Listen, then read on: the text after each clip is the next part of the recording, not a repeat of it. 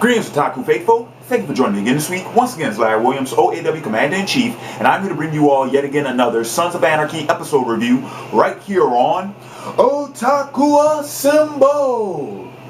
Weekly, as always, I'm here to bring you the latest in this week's Sons of Anarchy episode reviews, and this is my review of Season 5, Episode 4, entitled Stolen Huffy.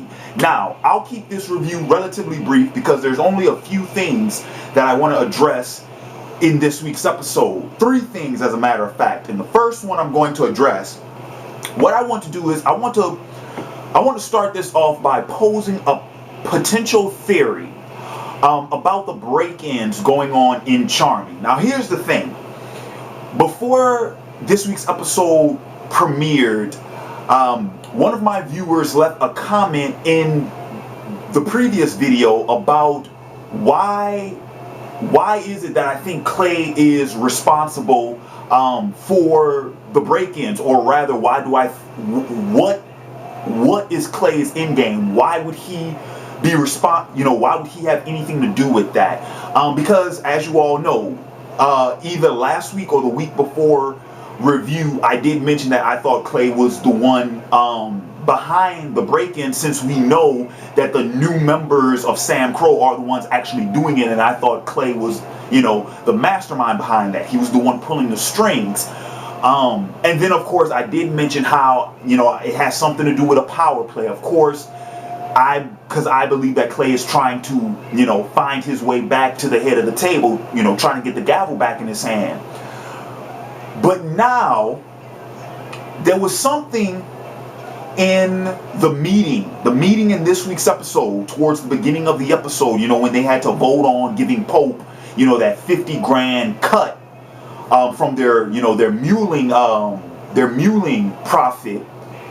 And during that meeting, something Clay said that caught my attention.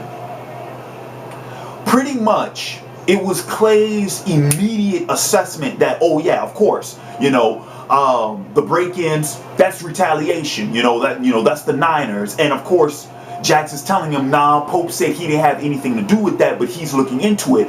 But Clay's sort of just assertive and just sure and confident assertion that it had to have been the Niners responsible for the break-ins, that caught my attention. And then, of course, we all know Clay is the first. Yes, we got to retaliate.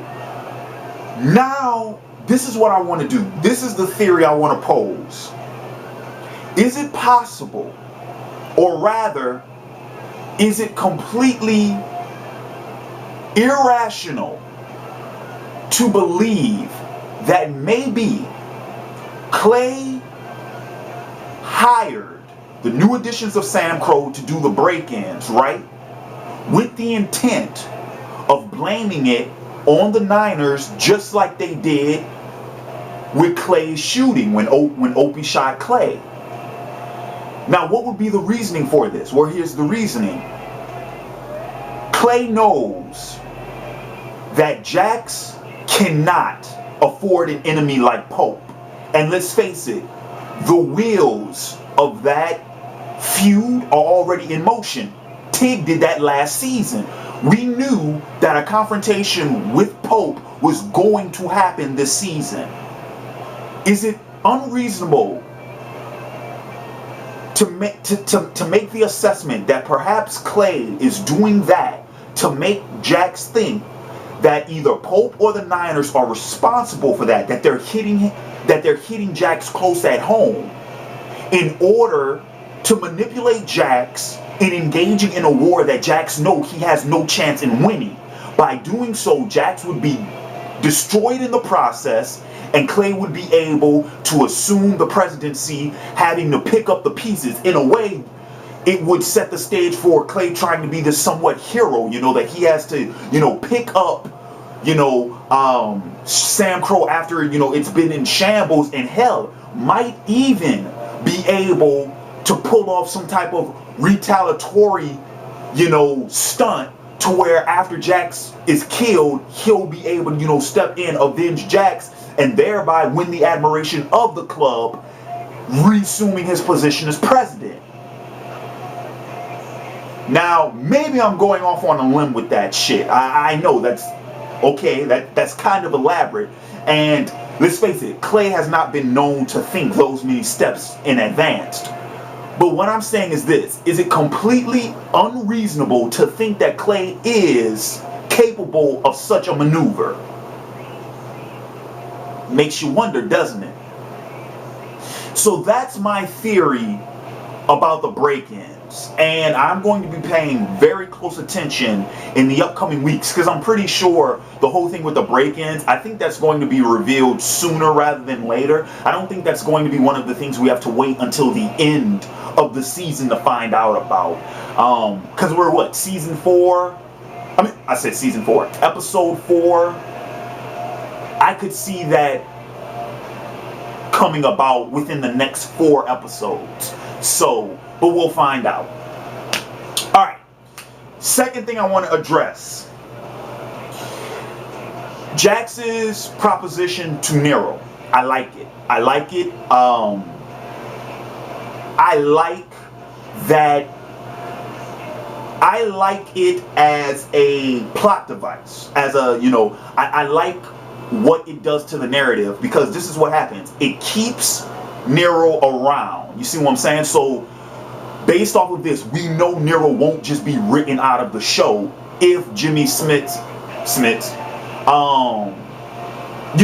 if he's not signed on for more episodes or something like that. Like if he isn't really a season regular, if he's just showing up here and there. What I'm saying is, Jaxs Proposition, Nero being in the position that Jaxs is offering him, it keeps him around. It leaves the opportunity for, even if he's not going to be a season regular, for him to pop up in more guest spots. This won't be the last we see of him type deal, which is what I like. I like that. Of course, this is going to create the conflict between Nero and Gemma, because now he has to distance himself from her, which is in the best, that's in his benefit. Because let's face it, Gemma's a fucking parasite, which I'll get to in my third point. We're going to get to that. Fucking Gemma. So yeah, it does that. There was another point I wanted to make about that proposition though. It keeps Nero around. It gets him away from Gemma. Creates conflict between them. Now, actually, no. That's probably it. Yeah. All right. Now we're going to get to my third point, and of course, I gotta fucking come back to Gemma, because the bitch is a fucking parasite. Okay? Just like Jaxs told Nero, she bleeds on everybody and everyone and everything around her. She some way, somehow corrupts and then later destroys anything she fucking touches. And I can already see this. This is happening, and I have a feeling this is going to be one of the major factors in Tara's unfortunate downfall. Because of course, something's going to fucking happen to Tara. Her story is not going to end well. And I got a feeling that whenever that fucking happens, Gemma's going to be some way, somehow fucking responsible for it. She's going to be playing some fucking role in it. And you know what? Listen, just so you guys don't think I'm just being a hard ass, okay? I'm not trying to put all the blame on fucking Gemma, because Tara is somewhat to blame too. To say that she's a fucking surgeon, she is so easily manipulated, especially by Gemma. How many fucking times in this series have we seen Gemma be able to pull Tara's fucking strings and manipulate her? And that scene when they jumped home, when they double teamed home, girl, boy, did y'all get that season 2 feeling? Do y'all remember at fucking Gemma's father's house, the goddamn nurse that they killed in the goddamn garage? Did y'all get that feeling? Because I was like, oh Lord, this is fucking season 2 all over again. You talk about fucking characters that need to distance themselves from Gemma. Tara really needs to fucking do that. And we know she's been trying. You know, that, I mean, shit, that's the whole thing that pissed Gemma off all fucking, you know, so far in this season, is the fact that Tara is trying to distance her family away from Gemma. Let's face it, Tara, sweetie, you ain't doing a good fucking job, okay? You're not doing a good enough job. You need to get away from that bitch, because she will destroy you. She'll either do it herself, or she'll manipulate it, or whatever. And that's another fucking thing.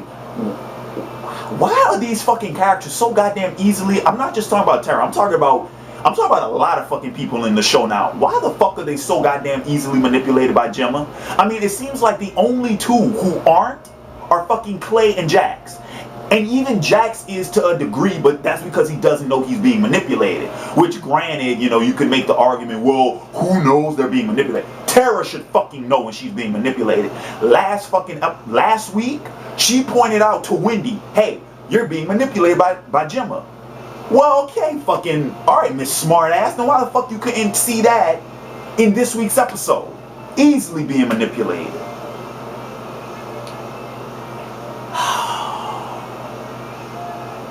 I'm boy. The day Gemma gets killed off, I'm a fucking breakdown. Alright, how about this? How about this? When I review the episode, the inevitable episode, when Gemma meets her end, I'm going to finish that review with a breakdown. I'm going to break dance on my review. How about that? That ought to get some fucking views, right? Anyway, so those are pretty much my thoughts on this week's episode. Like I said, wasn't too much to talk about because for the most part, we're just dealing with the aftermath of Opie's death. And, you know, the whole funeral bit, which, you know, the funeral scene, I mean, well, the wake scene I thought was really good. The whole thing with Ashley Tisdale's character, I thought was pretty, I actually did like that because we saw, like, you know, this disconnect and this discord between Nero and his number two. So I like that. But all in all, pretty good episode. But like I said, not too much happened because we're still dealing with the aftermath of Opie's death. So it looks like things are going to pick back up next week. And yeah. So that's going to do it for me this week. In the comments below, let me know your thoughts on this week's episode. And until next time, this has been Larry Williams, OAW Commander-in-Chief. I'm signing off. Until next time, peace.